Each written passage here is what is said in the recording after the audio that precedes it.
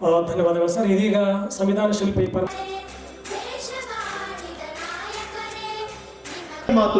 Sir, ಇವತ್ತು ಕಲಬುರಗಿ ನಗರದಲ್ಲಿ ಕರ್ನಾಟಕ ಪ್ರತಿಭಾ academy Priyank Kharge ಅವರ ಅಭಿಮಾನಿ ಬಳಗ ಮತ್ತು ಕಲಬುರಗಿ ಆರ್ಟ್ ಥಿಯೇಟರ್ ಸಂಸ್ಥೆ ವತಿಯಿಂದ ವಸತಿ ನಿಲಯದ ಮಕ್ಕಳಿಗೆ ಪ್ರಬಂಧ ಸ್ಪರ್ಧೆಯನ್ನು ಏರ್ಪಡಿಸಿದ್ದೀವಿ. ಇವತ್ತು ಜಿಲ್ಲಾ ಮಟ್ಟದಲ್ಲಿ ಆಯ್ಕೆಯಾದಂಥ 14 ಮಕ್ಕಳಿಗೆ ನಾವು ಇವತ್ತು ಪ್ರಶಸ್ತಿಯನ್ನು ಕೊಟ್ಟಿದ್ದೀವಿ. ಮತ್ತು ಅದರ ಜೊತೆಗೆ ಇವತ್ತು ಸಂವಿಧಾನದ ಸಮರ್ಪಣಾ ದಿನ ಅಂಗವಾಗಿ ಸಂವಿಧಾನದ ಆಶಯ ಮತ್ತು ಜವಾಬ್ದಾರಿ ಉಪನ್ಯಾಸ ಕಾರ್ಯಕ್ರಮ ಹಮ್ಮಿಕೊಂಡಿದ್ದೀವಿ ಸರ್.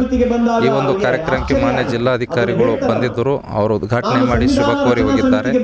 ಅದರ ಜೊತೆಗೆ ಸುಭಾಷ್ ರಠೋಡ್ ಅವರು, ಕಿರಣ್ ದೇಶ್ಮುಖ್ ಅವರು, ಶಿವು ಹೊಂಡಗುಂಟಿ ಅವರು, ಆಮೇಲೆ ನಮ್ಮ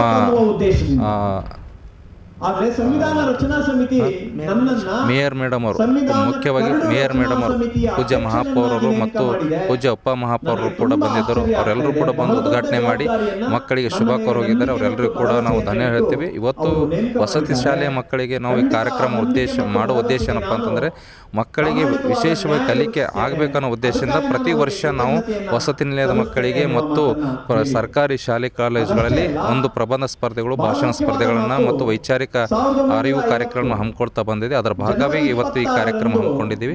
ಸೊ ಹಾಗಾಗಿ ಇವತ್ತು ಕಾರ್ಯಕ್ರಮ ಅತ್ಯಂತ ಯಶಸ್ವಿಯಾಗಿದೆ. ಅದಕ್ಕೆ ಸಹಕರಿಸಿದ ಎಲ್ಲರಿಗೂ ಕೂಡ ನಾವು ನಮ್ಮ ಸಂಸ್ಥೆಗಳ ಮೂಲಕ ಧನ್ಯವಾದಗಳನ್ನು ಹೇಳ್ತೀವಿ ಸರ್. ಒಟ್ಟು ಜಿಲ್ಲೆಯಲ್ಲಿ 1,000 ವಿದ್ಯಾರ್ಥಿಗಳು ಪ್ರಬಂಧ ಸ್ಪರ್ಧೆಯಲ್ಲಿ ಭಾಗವಹಿಸಿದರು ಸರ್. ಜಿಲ್ಲಾ ಮಟ್ಟದಲ್ಲಿ 156 ವಿದ್ಯಾರ್ಥಿಗಳು ಭಾಗವಹಿಸಿದ್ದಾರೆ. ಮತ್ತು ಅದರಲ್ಲಿ ನಾವು ಪ್ರೌಢಶಾಲೆ ವಿಭಾಗದಲ್ಲಿ 3 ಜನ, 1 ವಿಶೇಷ ಪುರಸ್ಕಾರ, PUC ಮಟ್ಟದಲ್ಲಿ 3 ಪ್ರಶಸ್ತಿಗಳು, 1 ವಿಶೇಷ ಪುರಸ್ಕಾರ, ಪದವಿ ಮಟ್ಟದಲ್ಲಿ 3 ಪುರಸ್ಕಾರಗಳು ಮತ್ತು 1 ವಿಶೇಷ ಪುರಸ್ಕಾರ, ಮತ್ತು PG ಮಟ್ಟದಲ್ಲಿ 3 ವಿದ್ಯಾರ್ಥಿಗಳಿಗೆ ನಾವು ಪುರಸ್ಕಾರ, ಒಟ್ಟು 14 ವಿದ್ಯಾರ್ಥಿಗಳಿಗೆ ನಾವು ಆಯ್ಕೆ ಮಾಡಿದ್ದೇವೆ. ತುಂಬ ಉತ್ತಮ ರೀತಿಯಲ್ಲಿ ಪ್ರಬಂಧ ಸ್ಪರ್ಧೆಯನ್ನು ಇಲ್ಲಿ ಭಾಗವಹಿಸಿದ್ದಾರೆ. ತುಂಬ ಒಳ್ಳೆಯ ರೀತಿಯಲ್ಲಿ ಬರೆದಿದ್ದಾರೆ.